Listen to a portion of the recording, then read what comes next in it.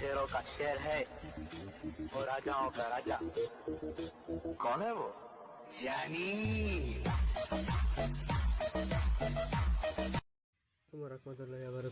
আজকে আমি আপনাদের সাথে একটি ঘটনা নিয়ে আসলাম। আশা করি ঘটনাটি আপনি সবাই ভালো লাগবে। প্রতিদিনকার মতো গল্প করতে আমি আজকে মাঝে মাঝে আপনি শুনছেন টপ স্টোরিজ এলসি। চলুন ঘটনায় চলে যাই। ঘটনাটি যেভাবে এসেছে আমি সেভাবেই পড়ছি। ঘটনাটা আমার এক আঙ্কেলের কাছ থেকে শোনা। ওনার নাম মফিজুর রহমান।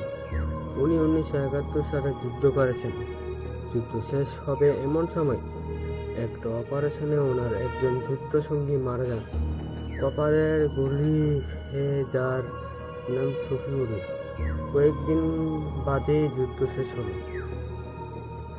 আঙ্কেল ঠিক করলেন শফিউল্লাহর বাড়িতে যাবেন ওনার মৃত্যুর খবর দিতে।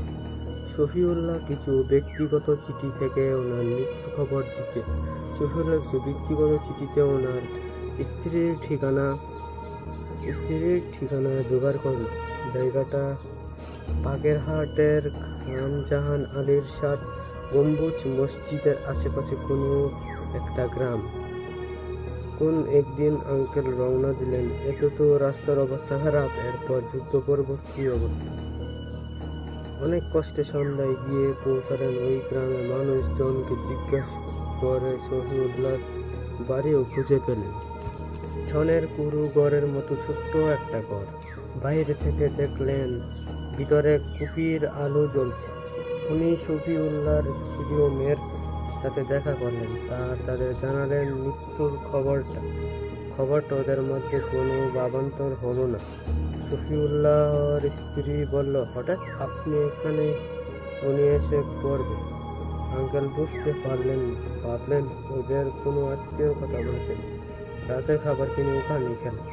পরে বাইরে উঠানে সিগারেট ধরালেন আর সারাদিনের কথা চিন্তা করলেন। কেন শফির স্ত্রী আর মেয়ে কান্নাকাটি করলো না? কেনই বা এরকম ভাব করলো? তখনই হঠাৎ একটা কণ্ঠস্বর তিনি শুনতে পান। সে আবার এই কণ্ঠস্বর তো না, এমন হতে পারে না। তিনি যাকে দেখছেন সে হচ্ছে শফিউল্লাহ। আঙ্কেল বয়ে দৌড়াতে লাগলো। কিছু পথ গিয়ে সে করে ঘরটি দিকে তাকালো, কিন্তু একই কোথায় সেই করে গেল, সেখানে কিছুই নেই।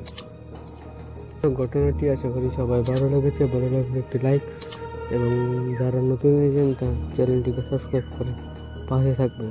এরকম নতুন নতুন গল্প বা ঘটনা শুনতে চাইলে অবশ্যই কমেন্ট করে দেবেন।